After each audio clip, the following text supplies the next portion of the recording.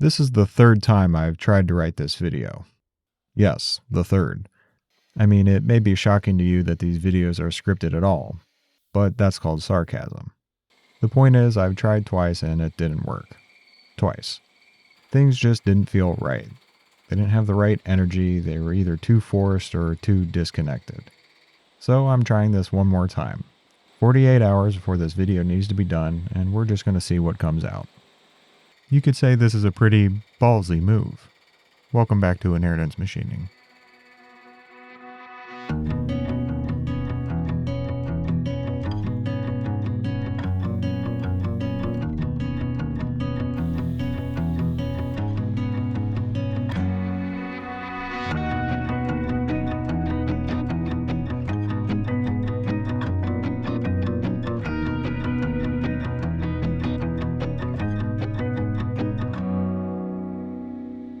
For starters, you should know what I'm making. This is a ball turner. It's a tool for making balls, on a lathe. The operation is pretty straightforward. It's just a cutter mounted on a swivel spindle that can be adjusted with a screw to create different radii. It doesn't get more simple than that.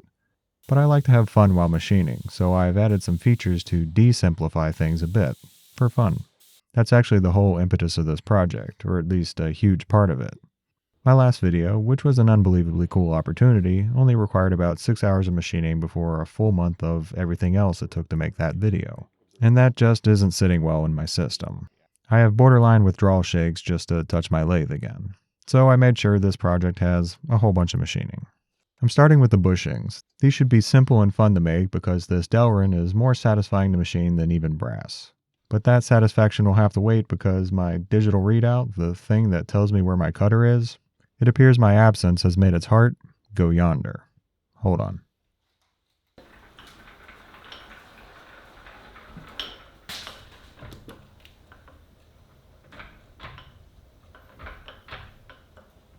Now it doesn't work in the other direction.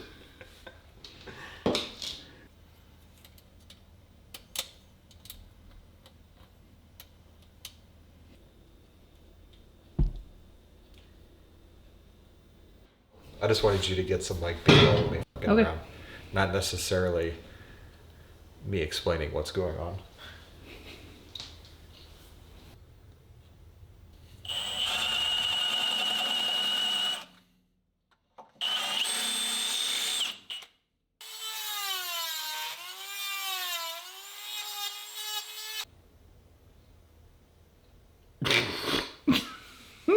You ruined a very good shot. Well, there's your problem.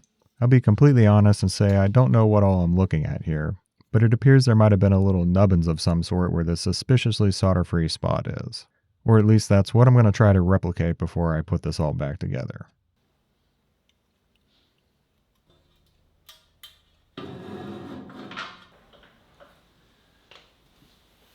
Back in business. Okay, we were making the bushings. There's not much to comment on about their machining, they're just a bunch of donuts of different dimensional flavors. The real thing to talk about here is why Delrin over something else like bronze. And this really just comes down to experience. And by experience, I by no means mean expertise. No, it just so happens that I used Delrin for the pivot bushings in another one of my favorite builds, my rotary fixture plate. I use this to put nice rounded corners and whatnot on parts on the mill. The elasticity of the plastic lets me preload the bushings like a spring, taking all the slop out of the system while adding an adjustable amount of smooth resistance because Delrin is one of the slipperier polymers. The result is a tool that not only instills confidence that it's not going to get out of hand when the chips start flying, but confidence that I can produce parts with the precision that I'm aiming for. Put simply, it makes the tool a joy to use, and I want that same feeling when I load up this ball turner.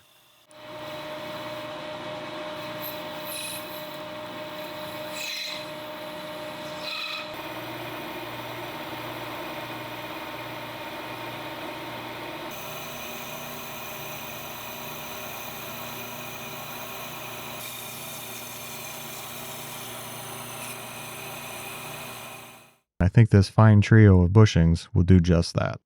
This does beg the question, what are the bushings bushing? Well, none other than the pivot slide. This is basically the heart of the whole tool, where all the rotational and translational movements originate. what turns the ball and sets its diameter. So, important stuff. I'm going with a two-piece design, starting with a partially threaded shaft that will get pressed into place midway through the machining. This not only reduces the amount of wasted material compared to turning it from one solid piece, but also makes it somewhat different from some very similar parts I've made in the not-so-distant past. Yeah, let's talk about the elephant. Why am I making this ball turner and not just finishing the one I already started? Well, it turns out the elephant's name is Ego. I started that project with every intention of creating the best ball and radius turner known to man. I used a dual spindle design unlike anything I had ever seen before, and I couldn't resist the chance to feel smarter than smart. A motivation that was quickly humbled. My exact idea had already existed for decades. But my humility was short-lived, and I tried to board the novelty train once again with a synchronizing mechanism that both looked cool and was brutally inadequate. Kicked to the plains of humility once again. But my elephant was determined to be on the train. If I had to resort to the functional but boring worm screw design that already existed, then by golly, I was going to make those gears the coolest imaginable way. By making my lathe into a gear hobbing machine. Sounded cool enough in principle, but 3 videos into that side project is when it hit. Pachyderm paralysis. I hit some problems that felt too big to solve, because they were problems I no longer wanted to solve. I had been spending hours, days, and weeks at a computer, rather than doing the thing I actually love, machining. I was chasing external validation instead of internal satisfaction. And the worst thing is, I was watching it happen. In my personal life, I was working to stop these same tendencies. And this whole radius turner gear hobbing project became the battleground where my old identity and my new emerging values started to clash.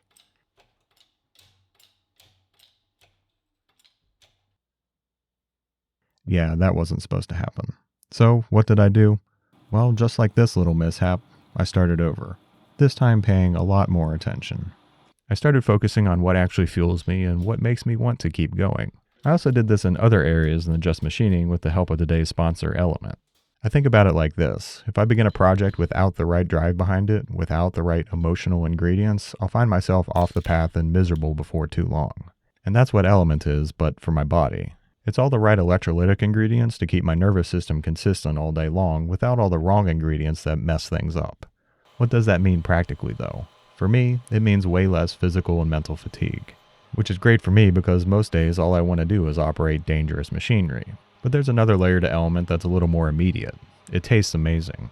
There's a cleanness that comes from doing something from the right place, and that's the same feeling I get when I drink Element. It's delicious without any weird aftertaste or any of the guilt. It just feels right. And it feels especially right ice cold and at the lathe. You can experience this yourself by using my description link to get a free sample pack of Element's 8 most popular drink mix flavors with your first purchase. Alright, now that's what we were going for. And just like I'm not going to ask my lathe to cut gears, I'm not going to ask it to cut dovetails either.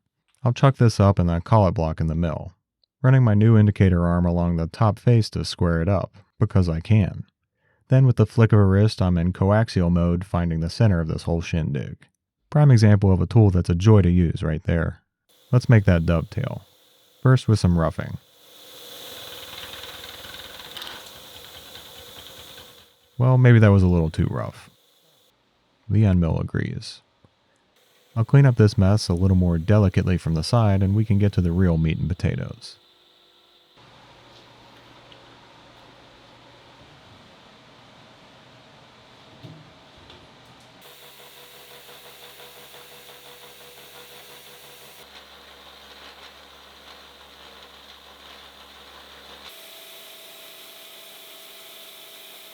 We love a centered dovetail.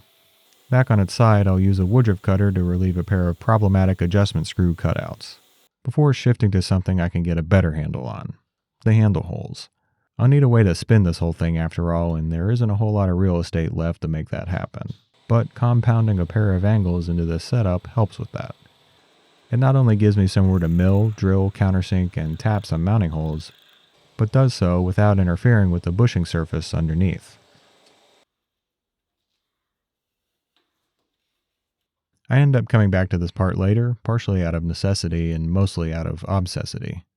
But for now we have a quadra of mounting positions for our handle. Yes, I said quadra, like a cadre of 4. This is the Brandon you get at midnight writing a script. Up next is one of the only parts I'm supposed to screw up on this build, the adjustment screw. It's one of the lengthier parts and I do want the threads to be as accurate as possible. So tailstock support is going to be key. Before I get to those finer details though, something a little more coarse is needed. A nice chunky knurl, which necessitates that I use my lesser preferred knurling tool, which is necessitated by the fact that I broke my favorite one. I've got a whole pile of projects like this that I either need to repair or finish. So much so I could probably do a whole video on just that. Except the radius turner. I'm not ready for that one.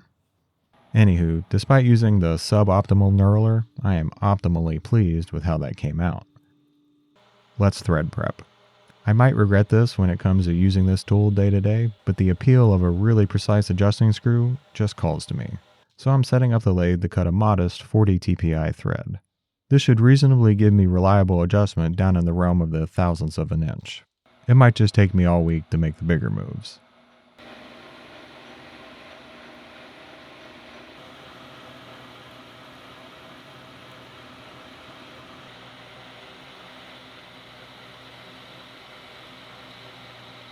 The last bit of lathe work is to nibble out the dumbbell shape for the thrust flanges, before checking the fit with the pivot slide, parting off, and finishing the other side, which wouldn't be complete without a chamfer. We'll be back for some final touches with this guy because inspiration calls me to something a little more pressing, and a change of material. This bronze has a lot of qualities that make it a perfect candidate for the screw bushing. High wear resistance, good dimensional stability, excellent lubricity, and probably most important, it's beautiful. But seriously, I put a lot of effort into the aesthetics of the things I make. I think it's so satisfying when a tool looks cool while doing its tool thing. Obviously there's some pride in doing a good job, but more than that I just want my projects to be a visual experience as well as a physical, practical one. I want to capture them on camera, both being made then used to make something else. Contrast, angles, proportions, like moving sculptures performing a tango that I get to be a part of. And man, it's getting late. Where was I? Right, we gotta add all the fun stuff for the adjustment screw. The bushing is held in place with some set screws, so I'll drill and tap a pair of holes for those. Then we can lop this off with the bandsaw and drill the pilot hole for the screw with a drill chuck that I might have forgotten to tighten all the way. The dumbbell shape of the screw is what gets nestled in here, so I need to basically cut the negative of that form. First plunging out the minor diameter, then using that woodruff cutter from earlier to widen the top and bottom. One of those little burrs might have gotten my thumb, but that's not going to stop me from dressing up this little guy proper. Remember, we've got to dance later. I'll mill away the brutalist boxy form in favor of some sloped faces, then blend them together with some careful licks of a file, leaving me just one last face I feel compelled to embellish. I just love it when I can find a way to use a part I've already made to help finish another. It's the little things that make the difference.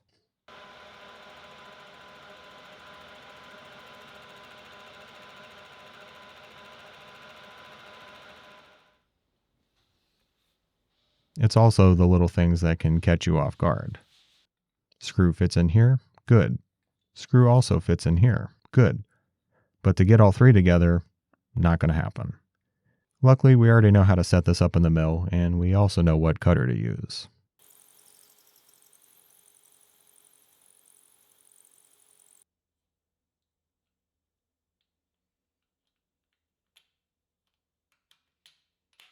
There we go. I think we can all agree that looks fantastic. I think we can also agree that this whole situation right here doesn't. Quite the juxtaposition to go from this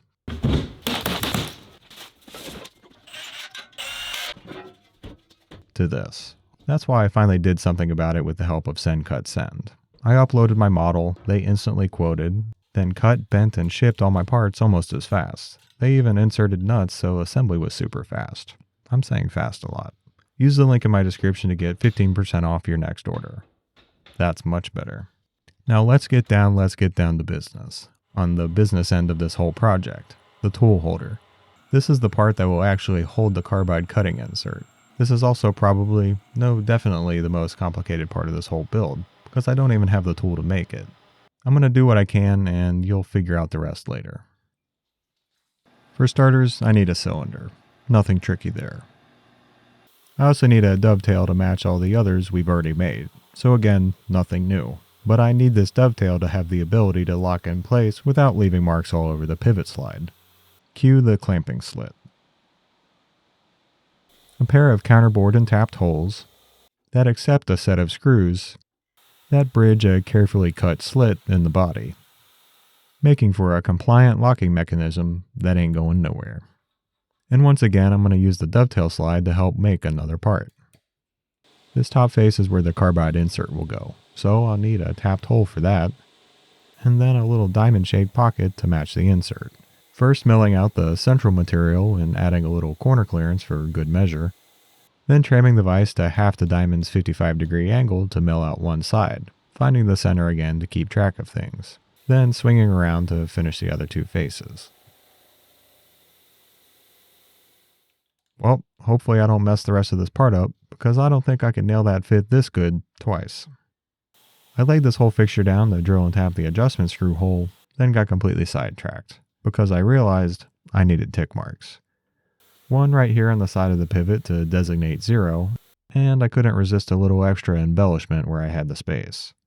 But I was only getting started because the screw bushing needed a tick mark as well.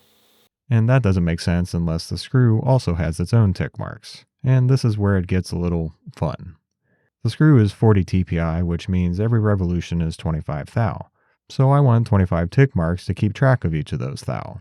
I could set up the rotary table and chuck, but that sounds like 250 pounds if I don't want to. The Call It Indexer is a lot lighter and easier to set up, but it only has degree increments, and 25 doesn't go into 360 evenly. So what if I 3D print a new plate? One with 25 holes. A hole for each of the tick marks. A long one every fifth, and every full revolution marked with a dot. Seriously, I never thought tick marks could be so sexy. I like them so much I even went back and added even more to the pivot shaft at 5 and 10 degree increments. And with everything properly ticked, I couldn't resist a little test. If I did everything right, no frickin' way. I mean, I know it should work in theory, but the fact that every tick mark lines up perfectly with the indicator, this genuinely might be one of my proudest moments. I built a measuring scale into a tool, and it actually works, like really frickin' well. I'm so close to using this thing for the first time, but there's one very big, very aluminum part that I've overlooked this whole time. The base plate. Without this, I have no way to actually hold this radius cutter in the lathe. It's a very simple job that doesn't come with a whole lot of recognition, but I'm going to give this part the same special treatment I've given the rest. You've actually already seen me start this plate under some very dramatic lighting. I'm going to pick up where I left off. I'll obviously need some holes, so I'll do the big ones first. And these ones need to be pretty accurate for the bushings and locating pins that will go in them. After a couple smaller holes for the mounting bolts, I can bring in my recently made adjustable chamfer cutter. This makes quick work of cleaning up the burrs on the bores, but also with a little bit of adjustment, I can use it to hollow out the pockets for the cross-slide bolts. They're kind of short, so it just needs to reduce the thickness in these areas, but the chamfer makes it look nice. I'm about 6 hours into this script and I've reached a sort of flow state, and that actually is the best way I could describe this part of the build.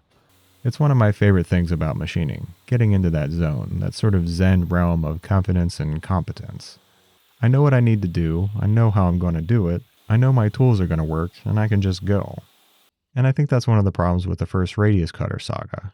The further I got into it, the more problems I ran into that I just wasn't finding good solutions to. I was losing confidence that the final outcome was going to live up to my expectations, to be reliable and predictable. Anything short of that just causes interruptions to that flow state where my best work happens, where I feel the most alive. But don't count me as naive, because I'm fully aware of one element I haven't mentioned. Human folly. Yeah, that tick mark should have been where the cutter is right now. It's shallow, so I can at least skim it away, and even add a new mark where it should have been.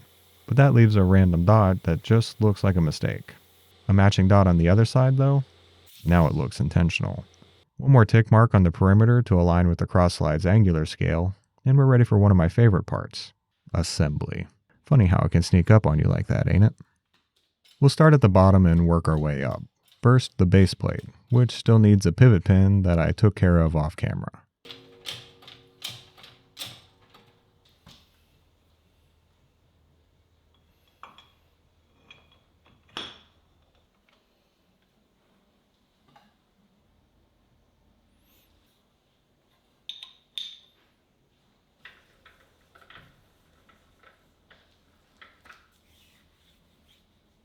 The bushings slide in place, some requiring a little more persuasion than others.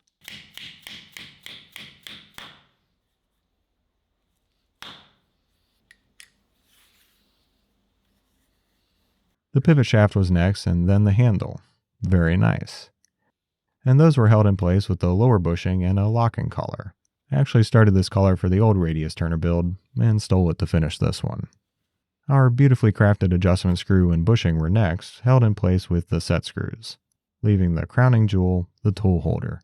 But wait, didn't my original design have a sort of curved cutout on the backside right here? Well, yes it did, and that's why I made a second tool holder. Because I actually need this ball turner to finish this ball turner. I can use one tool to cut the other, then swap them and finish the pair. I'm pretty chuffed with how clever this is, but tickled fancy aside, this will be a pretty gnarly first test for this ball turning tool. We're talking about a large radius, interrupted cuts. This has the potential to go very wrong very fast. In hindsight, it probably would have been a good idea to do some test cuts and something less risky, but again, that whole human element. After getting the first tool holder trued up eccentrically, and very pleasantly verifying that the tool's cutting edge is DFN, we were ready.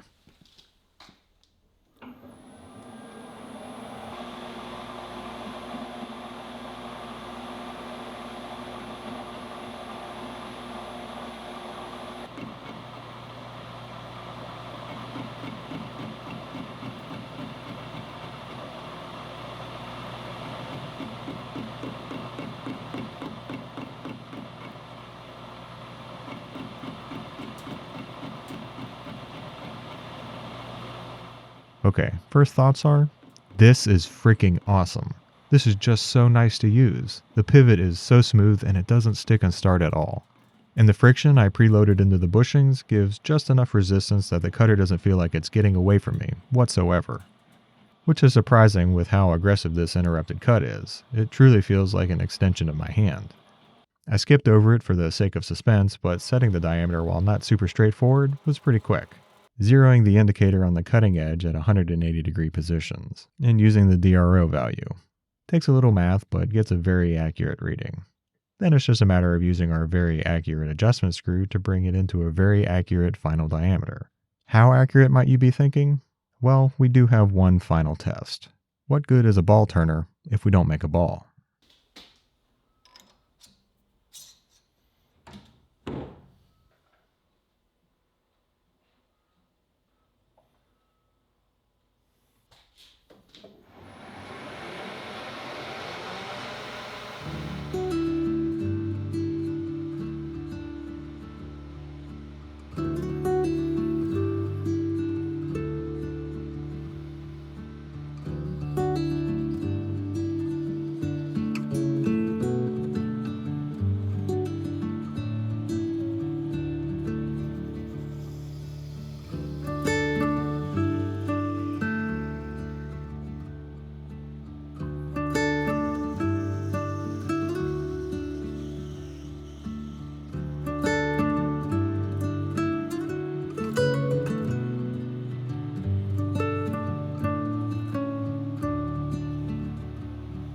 As I'm finishing this up, I'm realizing this is kind of a special build, and not for the reasons you see on screen.